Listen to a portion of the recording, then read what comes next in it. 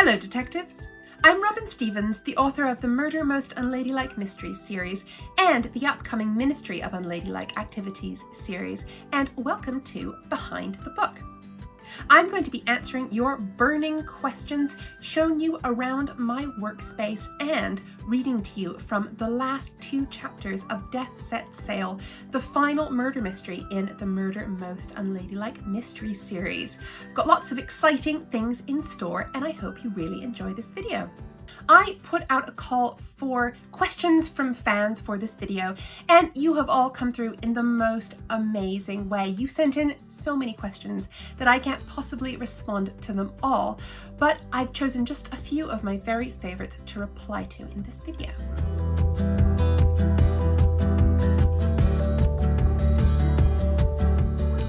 I think Daisy would be completely unsurprised and also thrilled. She already basically thinks that she is the star, the heroine, the queen of the world. So she would think it was not a surprise at all that people were reading and loving her cases. Hazel would be a little more startled and shocked and embarrassed because of course they are her words that we're all reading. But I think she'd be proud as well. I think she'd be amazed and proud and pleased. But Daisy, of course, would just be thrilled and delighted and unsurprised.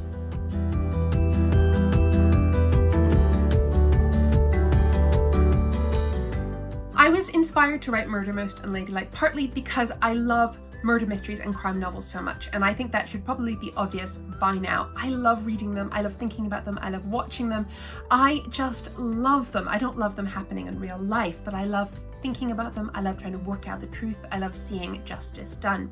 I've been a huge mystery fan since I was younger, and when I was a teenager, I was reading as many murder mysteries as I could, and so I was just kind of steeped in crime fiction. And at the same time as that was happening, I went to boarding school. I went to a school that was basically Deepdene. It was called Cheltenham Ladies College, but it was really Deepdene with a different name. And I met a lot of people who were like Daisy and a lot of people who were like Hazel. And all of those things went into my head. The idea of murder mysteries, the idea of boarding school and my own experiences of boarding school life, and my own friends, people I knew, people I cared about.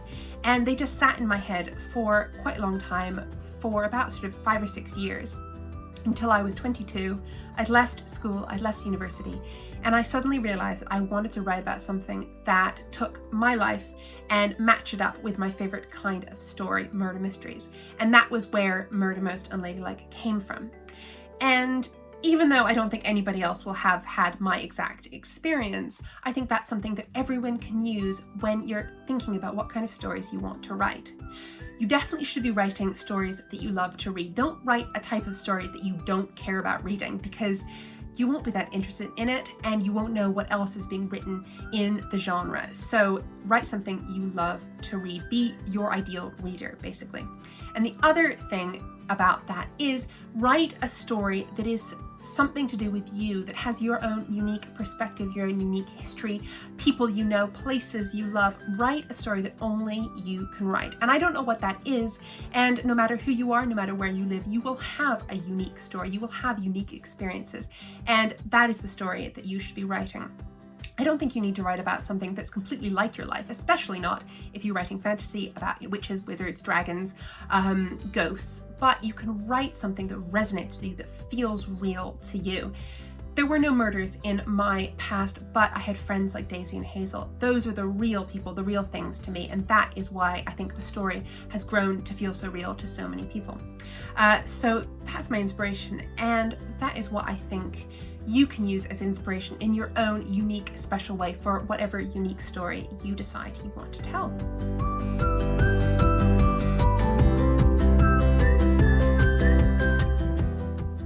All right, now this is the section where I show you around my workspace. At the moment, I'm sitting at my desk. I have this camera set up facing away from my desk, and in just a second I'm going to turn it around to show you what I look at as I write. But behind me on the left you can see a large cage, and that is of course Watson's cage, my bearded dragon. Watson has been with me for 10 years now. I got her when I was 22, I'm 32, she's the same age as the series, and she is a very old lady lizard at the moment. All she wants to do is sit in her cage and sun herself and occasionally eat blueberries. And on my right, you can see just some of the books that I own. Our house is full of books. There are books everywhere in every single room, but these books are a contemporary children's and YA library, as well as some of my murder mystery fiction and mystery fiction. And of course, there's some lovely Murder Most Unladylike bunting spread across them for filming videos just like this one. And now you've seen one view of my desk, here is the other. This is what I actually look at as I write. There is my Robin mug and another Robin mug there. This is the laptop that I've written, I think, 4 books on. And as you can see, I'm quite messy, oops. But I do have a lot of really wonderful things here. This picture of Daisy and Hazel is by Kate Elizadeh, who is wonderful, and my husband commissioned that specially for me. I have a Morse code chart to help me decode your letters.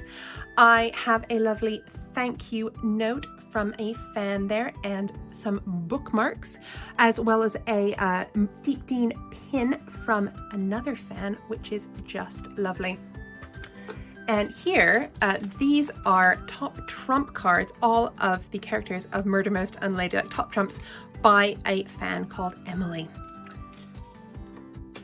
This is a tiny, tiny magnifying glass from my agent. She gave it to me when Death Set Sail was published. And here is a Daisy and Hazel necklace, a lovely robin, 2 robins actually, that 2 different fans gave me. And a beautiful cross-stitch robin that my friend made for me. Here we have 2 lovely scarab beetles that I actually bought from Egypt when I was there. And if you can come with me just behind, this is my beautiful pile of all the editions of all my books. And here is a beautiful set of tiny, tiny canopic jar figures that I bought when I was in Egypt. Next to it is something that always quite surprises fans.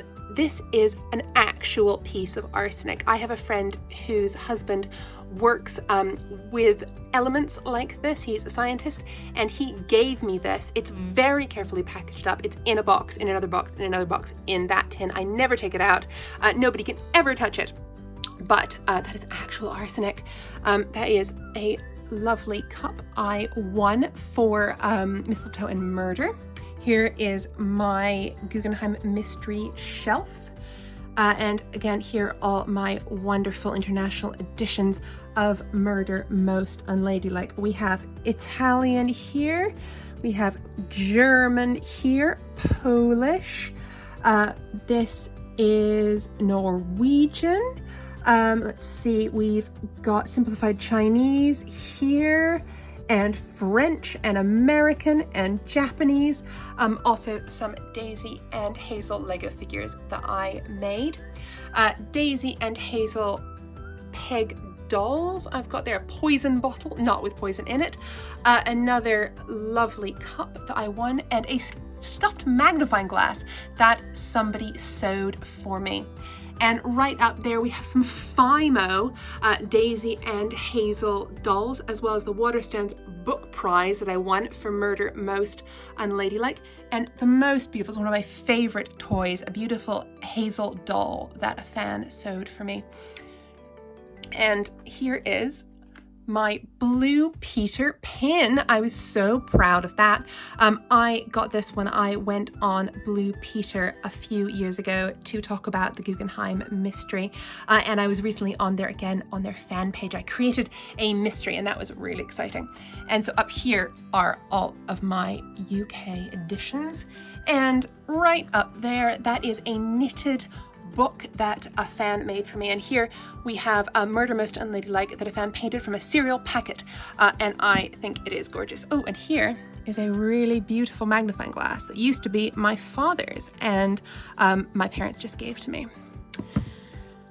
This is a lovely certificate that I got for being nominated for Best Juvenile in the Mystery Writers of America Awards in 2018. That was a real honor. So this is pretty much what I see when I am writing. This is where I sit and I stare at all this and I write. Oh, and this is a kakapo. It actually should make a noise. There we go. Brilliant. A fan heard that I loved kakapos. I do. They're my favorite animal, and she bought me a kakapo that makes real noises. So that is pretty much what I see when I am sitting at my desk. Now, as I said, that just behind me and to the left is Watson's cage, and so I thought that it might be nice for me to bring out Watson herself. Here she is. She really is a very old and stately lady lizard now. Bearded dragons live for about 12 years, so she really is getting on, but she has been sitting next to me as I have written every single one of my books. And even though I can't have her in any of them, because she is Australian, she comes from Australia, and it would have been just too hard and too cold to keep a lizard in the UK, or pretty much in any of the locations in my books, apart from maybe Hong Kong, in the 1930s, so I can't actually have Watson in it. She definitely has inspired me and she's helped me write. She has been very, very important. Now, normally, this is my workspace. This is where I sit and do all of the things I need to do, all of my admin, all of my emails, but normally I would go somewhere else to write. Before 2020, I would go to cafes, I would go sit on trains. I actually wrote my first 3 Murder Most and Ladylike Mysteries books in cafes and on trains on the way to work. I used to work as an editor and assistant editor for Orion Books and then Egmont. So I would write on my way to work. But of course, 2020 has changed all of that. The last trip I took was to Egypt in January this year while I was writing Death Set Sail, and I haven't been able to travel since. So I have been sort of stuck in this study, and this has become not just the place that I do my emailing, but also the place that I write all of my books. And I think I'm pretty lucky. I think it's an absolutely wonderful place, and it's very inspiring. And I just love that I'm able to have all of my editions of all of my books, and I can look and I can think about how amazing it is that Daisy and Hazel have traveled so far and have been in so many more languages than I could ever learn to read, and then so many more places than I could ever visit. I feel like a very lucky author, and it is so nice to have Watson watching over me as it's all been happening. So that is pretty much my workspace. That is, I think, probably all you really want to see. There's a lot more drawers and stuff full of chaos, but that is not very interesting, I would say. But most of the magic, after all that, after all those books, most of the magic just happens in here. And most of my writing is just me literally sitting at that laptop and writing and staring into space and writing. It's not glamorous from the outside. It doesn't look like much. It just looks like I'm sitting there and staring at the wall. But in my head, I'm going to different worlds. I'm going to different countries. I'm going to different time periods. And when I'm writing, I get so into what I'm writing that I don't often actually notice what is happening outside. I do wear headphones sometimes. Oh, they're just on the floor. I do wear headphones sometimes when I write, but I don't listen to music. I just have complete silence and I try to block off the world. When I was writing Mistletoe and Murder, I was writing it in the middle of a heat wave in London. It was the hottest it had been at that point for years in London that summer, and I was sweating. But I was getting so into being in 1935 Christmas that I sort of forgot to feel hot at times when I was writing it. So that is the power of writing books, and that is what happens to me when I write. I just go into a completely different place. I go back to the 1930s. So that has been my tour of my workspace. I hope you really enjoyed that. I hope you enjoyed seeing Watson. Hal is downstairs, Hal the puppy, but he sends his best regards, and if you want to see more of him, he is in another video on my YouTube channel, and you can do that. So that is where I write. This is where Murder Most Unladylike happened. This is Mission Control.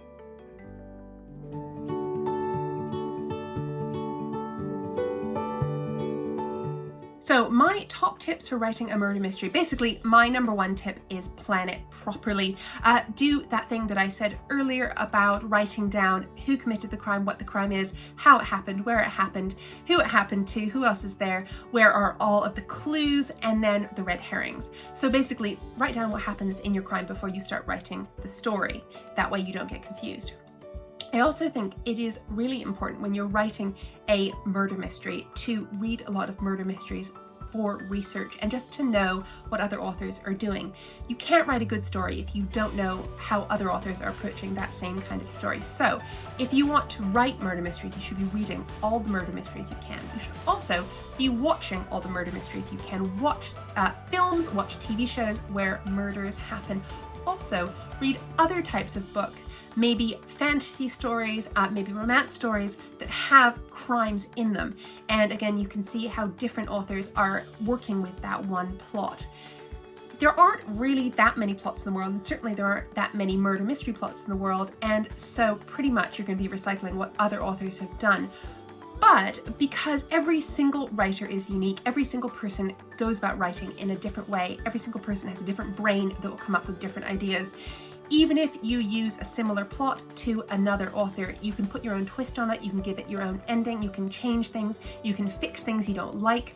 A lot of what I do when I write is I think about Agatha Christie, Dorothy Sayers, Ngaio Marsh, Josephine Tey, lots of Golden Age detective novelists who I love, but who I sometimes struggle with, and I mix up and mess around with their plots until I have something that I think I like better, that works better for me, that says what I want to say about the world and about people.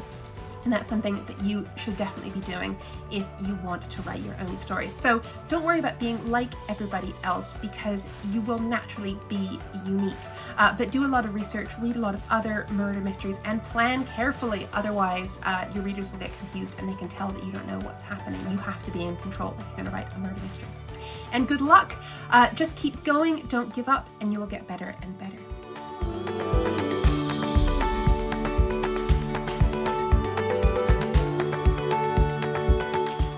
Millicent, I am an author who always has to know who did it before I start. I spent a lot of time with the idea for the book just sort of percolating in my head, just thinking about it. I might sit down and use a notebook to make plans, to write down ideas. I would then get a piece of paper and write down who the murderer is, how they committed the crime, where, when, who else was there, what clues they dropped, basically everything about the crime. After I've done that, I put it all into a big spreadsheet on my computer, and only then do I start actually writing the book. So even though I don't know everything that Daisy and Hazel are going to do, that bit is a surprise to me. I know the crime they're going to solve. I know what happens in it. And so I can work with them getting to the truth, because I know what the truth really is. So even if they get confused, I never do.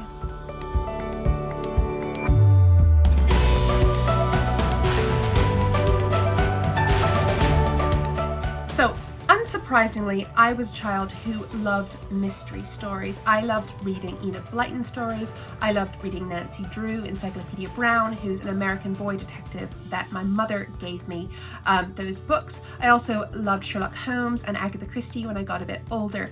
So I was massively influenced by my favorite kind of books to read, which were, of course, mystery stories. But I also really loved, and I think have been very influenced by, lots of books of different genres. I loved Eva Ibbetson's books. She writes sort of fantasy books, magical fantasy adventure books, and Diana Wynne Jones, who writes much higher fantasy, lots of magic and witches and wizards. I also really loved Terry Pratchett. I got into his Discworld series when I was about 10. And I think they really influenced me in the way he uses characterization, in the way he uses real world things, and in how diverse he is. I think he was a bit ahead of his time, and he's great. So yes, the books that I loved when I was a child have definitely influenced the author I've grown up to become.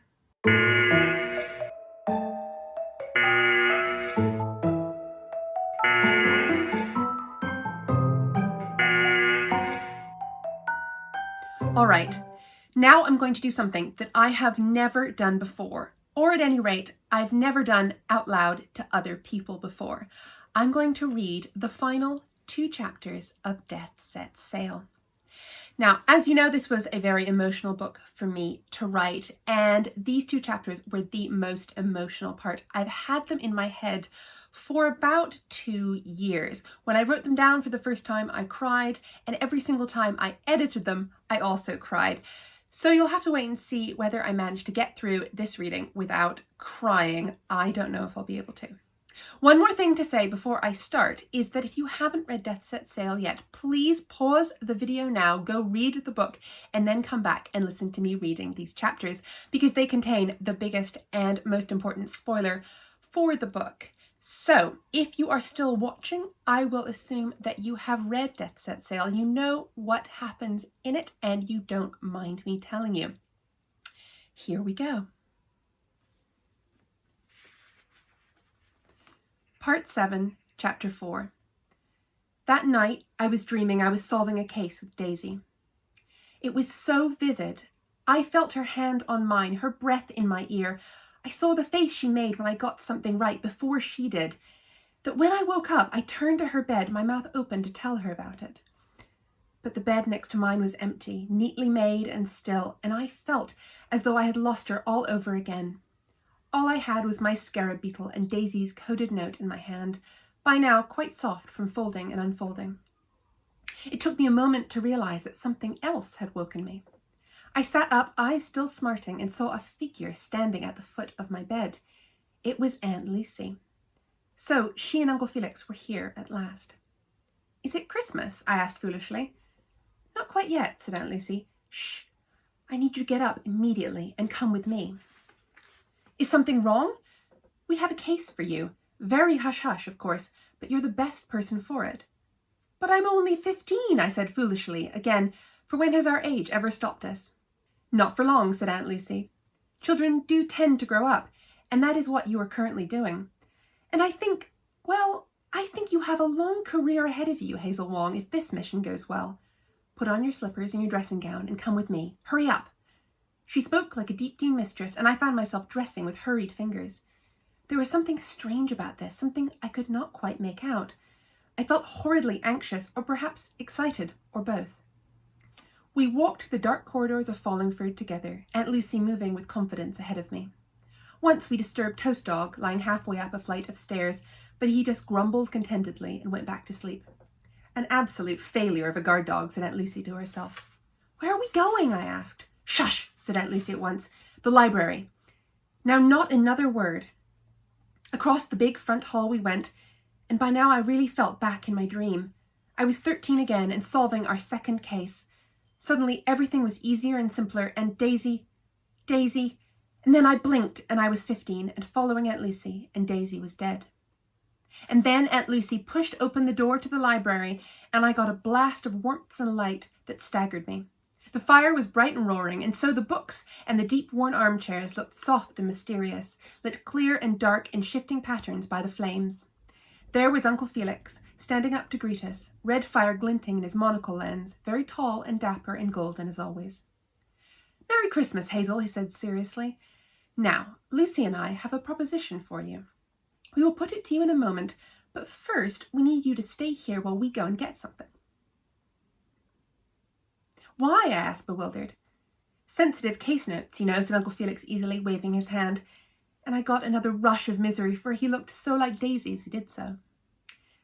"Just sit here and wait. That's a good girl." I bristled at that, for I'm not a good girl, not at all, and Uncle Felix knows that perfectly well. But he was already escorting Aunt Lucy to the door, and before I could say anything, it had closed behind him. I was left alone with the fire in the hearth, spinning my scarab beetle in my hands. I sat and stared into the flames. I ought to be pleased, I knew that. I was being invited into Uncle Felix and Aunt Lucy's world, a world that I had been fascinated with for years. I had solved a case today all by myself, and Alexander and I couldn't even quite say it in my head yet. It was too new and exciting. But all the same, I still felt as though half of me was gone. It should not have still been shocking to me, but it was. Every day I woke up and felt surprised, as though someone had jumped out at me with a painted sign that said, "Daisy's dead." Sometimes I had a lovely second on waking where I forgot, and then I caught the memory and it dragged me down deep, so heavy that it was hard to get out of bed. What was I supposed to do without Daisy, really? Who was I without her? I supposed I was beginning to learn. I closed my eyes. And then I realized that I wasn't the only person in the room anymore. It was the way the space behind me felt, the hush of a door opening and closing, the pad of a foot. The person moved very quietly like a burglar, and I suddenly thought that this might be a test. Was I supposed to attack them? Disarm them? But I didn't know how to fight at all, and I had no weapons anyway. Or was it only Uncle Felix back again? He did move quietly, but this person felt smaller than him in a way I could not explain. I held my breath. I felt my hands trembling and clutched them still against the arms of my chair. The person came closer and closer. They were just behind me. I could not turn around. And then a hand came down on my shoulder. I burst into tears. Chapter 5. Good Lord, Watson, said Daisy, reaching out to click her scarabbeetle against mine. I thought you'd be pleased to see me. You, I gasped, unable to catch my breath. But you died. Everyone said you died. You made me believe that you were dead. It's been 2 weeks, Daisy. I thought you had died. Heroines don't die, Hazel. You know that perfectly well, said Daisy. I turned round furiously, wiping at my cheeks. You left me, I shouted. You didn't tell me. I thought I was going to have to live without you. And you aren't a heroine. You're a real person. I'm sorry, said Daisy. In the firelight, I could see that she was thinner, and there was a new scar on her temple. Her eyes looked suspiciously shiny. If it helps, that evening I thought I was going to die too. I've never felt anything like it. Heppy tried to drown me, Hazel. She held me down in the water. I had to go limp to trick her. And then when I came up for air, a branch hit me and knocked me senseless. I only woke up when I was being pulled out of the river into one of those felucca boats. I had a terrible job convincing them to keep quiet about finding me in case I was still in danger. Thank goodness Amina has been teaching me a little Arabic. I got back to Aswan, and when I heard they'd caught Heppy, I was going to announce myself, but then I thought of Miss Doggett. We hadn't officially solved the Joshua Morse case yet. After all, we didn't have solid evidence. I accused her of murder and then let her get away. So I decided that Daisy Wells needed to be dead, at least until Uncle Felix and Aunt Lucy could gather the information to finish Miss Doggett's case and be certain that Heppy would stand trial as a waking murderer, not as a sleepwalking one. I pretended to be someone called Leonora Regler and sent a telegram to my uncle, Victor Regler, at one of Uncle Felix's addresses. I waited for him and Aunt Lucy at the Cataract Hotel, so I was quite comfortable and safe until they arrived to help me. We finished both cases a few days ago, and we flew home as soon as we could. But now there's another matter that needs my help. It's to do with a foreign minister and his great-nephew. That's what we're hoping you might be able to help with. We only arrived an hour ago, and Aunt Lucy came to get you. I asked to see you first, if that matters. It doesn't matter. I mean, it does, but I thought you were dead. You've said that, Hazel. Oh, I said, oh, Daisy, and I flung myself on her. I missed you, Watson, said Daisy into my hair. You know, I think you've got taller. Not in 2 weeks, I protested. Perhaps I just missed it when you were around me every day. See here, Hazel, I'm sorry I tricked you. Aunt Lucy didn't want to do it, but Uncle Felix and I persuaded her. But the thing she asked you is real. Stop crying and listen to me properly. I took a deep, ragged breath. I'm going to stay dead for a while. Not forever, but it's quite useful for Felix and Lucy to have a secret operative. I'm going to help them carry out missions for the government now, and not wait until I leave Deepdene. But what about Deepdene? What about Kitty and Beanie and Lavinia? And what about Amina? The new term starts next week, after all. She'll be back for that. I took a leaf out of your book and wrote Amina a letter, said Daisy, her cheeks pinking. Not signed, but she'll know it's from me. And the others, well, I think we can trust them to stay quiet for a few months. But this goes no further. I can't have the whole fifth form in on the secret. I assume you have written up the notes to our last case under the assumption that I am dead? Circulating that casebook might be rather helpful to throw possible enemies off the scent. But that is hardly the most important question, Hazel. Do focus. We were wondering if you wanted to help me in my work, just during the holidays. After all, who would suspect 2 young women of being spies? We're really perfect for the job. Would it be dangerous? I asked. Of course, said Daisy. Would we have to keep it a secret? I asked. From everyone else, certainly, said Daisy. It'd be even more deadly secret than the Detective Society. But we wouldn't have to give up the Detective Society, I said anxiously. Do you think I would have accepted if we would? Asked Daisy. It might have to change a little, since I can't exactly be at school for a while, but Detective Society forever, you chump. About that, I said, I made myself president while you were gone. I'm sorry. Daisy made a face. I rather think I asked for it, she said. But I suppose, why shouldn't there be 2 presidents in future? I would be the first president, of course, and the best one, but you could be one too while I'm away doing other important things. It was so utterly Daisy-ish that I laughed. All right, I said, co-presidents. You haven't said if you'll accept Uncle Felix and Aunt Lucy's offer, said Daisy, and I could hear worry in her voice. Will I be with you if I do? I asked. Forever and ever, Hazel Wong, said Daisy. I promised a long time ago never to let you down or die, and as you see, I keep my promises. So what do you say? All right then, I said. I accept. And that is the very final part of the last murder mystery of the Murder Most Unladylike Mysteries series. Now, that is not the last book I will ever write that has Daisy and Hazel in it, and this is something that I couldn't say until I knew that you had finished reading Death Sets Sail, because of course at the beginning of Death Sets Sail we think, along with Hazel, that Daisy is dead. But luckily she is absolutely fine. Daisy could never actually die, I think, and so both Daisy and Hazel are going to be appearing as minor characters in my new series, The Ministry of Unladylike Activity. The main characters in The Ministry of Unladylike Activity will be Hazel's little sister May Wong and 2 other totally new main characters you haven't met yet.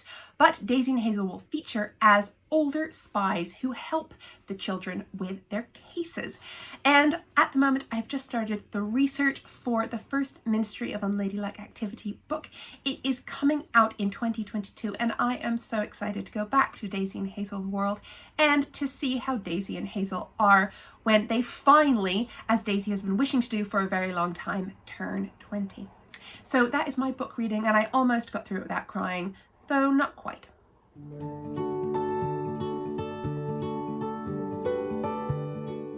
Emily, you will see Alexander and George and Daisy and Hazel and Lavinia and Kitty and Beanie and May and Rose and Mr. Wong and Uncle Felix and Aunt Lucy and pretty much all of the characters who you know and love from Murder Most Unladylike. I have been really careful not to say that until this point, but I think I can now say that the Ministry of Unladylike Activity, even though it stars May Wong and her 2 totally new, not met before friends, you will see lots of the other characters you know and love as background characters in this series. So you'll get to find out what happens to all of those characters as they get older and as they go into World War II, and I'm really looking forward to it.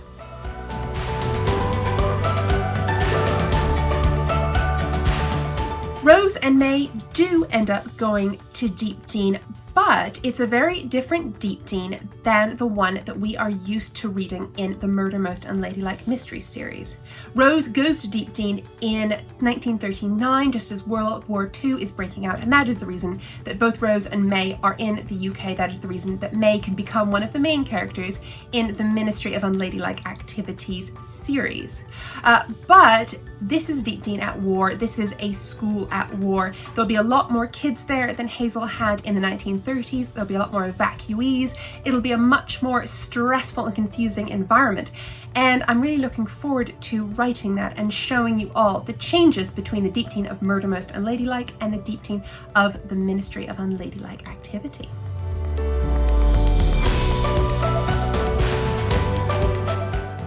This is a fantastic question. Howl is my new puppy. He is a cockapoo.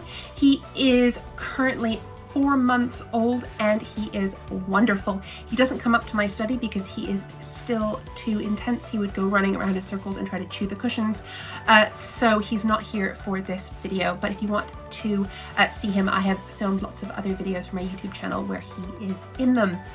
And if I had to say what character in my books Howl was most like, I think I would probably say that he is currently a mixture of May Wong and Alexander.